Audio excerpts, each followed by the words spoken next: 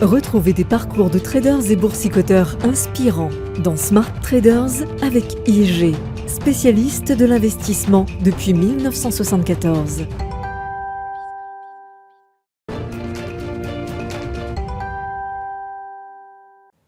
Bonjour à tous, aujourd'hui dans Smart Trader, je vous raconte l'histoire de Jordan Belfort. Son histoire est connue du grand public pour ses excès et ses frasques mis en avant notamment dans son autobiographie qui a ensuite inspiré le film de Martin Scorsese, Le Loup de Wall Street. Jordan Belfort naît de parents comptables en 1963 dans le Bronx, le quartier le plus pauvre de New York. Très vite, il montre une appétence et un certain talent pour la vente, même si sa mère le destine à devenir dentiste. À l'été de ses 16 ans, par exemple, Jordan Belfort réussit à empocher 20 000 $ en vendant des glaces sur la plage, une initiative qui fonctionne tellement bien qu'il embauche plusieurs de ses amis pour l'aider. Au moment de faire des études, Jordan Belfort intègre une université de dentiste, pour faire plaisir à sa mère sans doute, mais face au niveau de rémunération trop faible à son goût dans la profession, il la quitte dès le premier jour. Dans un premier temps, il se fait recruter comme vendeur de viande et homards surgelés. En à peine un mois, il devient le meilleur commercial de l'entreprise. Grisé, il décide de monter sa propre affaire qui fonctionne bien, très bien même sur le plan commercial, mais la gestion n'est pas son fort et il met la clé sous la porte. À 24 ans, il doit trouver un moyen de rebondir. C'est là qu'il entre chez LF Rothschild comme assistant trader.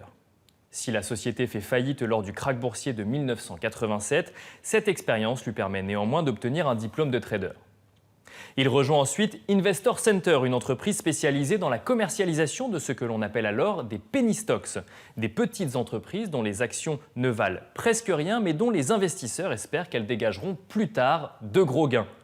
Une activité qui lui permet de gagner 500 000 $ la première année et qui l'encourage une fois de plus à créer sa propre entreprise, une entreprise de trading cette fois-ci, un an plus tard, en 1989. Jordan Belfort fonde donc avec l'un de ses amis la société Stratton Oakmont. Son idée est simple, faire la même chose mais vendre ses penny stocks à de gros investisseurs et ainsi maximiser les gains. C'est du moins l'idée de départ car Jordan Belfort perfectionne ensuite sa stratégie. Il embauche de nombreux traders jusqu'à 1 millier aux plus grandes heures de son entreprise. Il leur enseigne des techniques commerciales très agressives, proches du harcèlement. Il leur remet par exemple un document avec les réponses à apporter à chaque objection des investisseurs démarchés par téléphone, et il leur donne comme consigne de ne jamais raccrocher le téléphone avant que, je cite, le client n'achète ou ne meure. Tous les matins, il harangue ses équipes à coups de discours les incitant à vendre toujours plus d'actions. Mais en parallèle, il met en place une technique de manipulation de marché connue sous le nom de pump and dump. Avant de commercialiser les actions d'une entreprise, il en achète lui-même une grosse partie, entre 30 et 50% des actions disponibles, ce qui a pour conséquence de faire mécaniquement grimper le prix de l'action et alimente le discours commercial des équipes. Il laisse ensuite ses équipes vendre le reste des actions. Résultat, le cours de l'action grimpe artificiellement une deuxième fois. Et lorsque le prix de l'action est suffisamment élevé, il vend tous les titres qu'il a acquis, ce qui lui permet d'empocher les plus-values au passage. Les investisseurs qui ont acheté les actions se retrouvent en revanche, eux, avec des actions qu'ils ont achetées chères, mais qui ne valent pas grand-chose car basées sur aucun des fondamentaux de l'entreprise, des actions dont la valeur dégonfle après l'opération. Une méthode illégale, mais qui lui permet d'empocher près de 50 millions de $ par an pendant un peu moins d'une dizaine d'années. Une période de faste et de frasques pour le nouveau riche qui n'hésite d'ailleurs pas à étaler ses millions. Il se déplace en hélicoptère, il achète l'ancien yacht de Coco Chanel, qu'il coulera d'ailleurs au fond de la Méditerranée, et son quotidien est rempli de fêtes, de cocaïne et de prostituées. Dans son livre, il raconte même comment il propose des prostituées à ses meilleurs vendeurs. Mais la situation lui échappe et il est contraint d'interdire à ses employés d'avoir des relations sexuelles au bureau durant les horaires de travail. La consommation de drogue est, elle, en revanche, largement favorisée, voire incitée dans les locaux de Stratton Oakmont. Cette richesse subsiste et cette débauche n'est pas sans attirer l'œil des autorités. Il est d'abord audité par la SEC, le gendarme financier américain, qui épluche tous ses comptes de 1992 à 1994. Provocateur, Jordan Belfort va jusqu'à couper le chauffage de la pièce mise à disposition des agents au sein de son entreprise.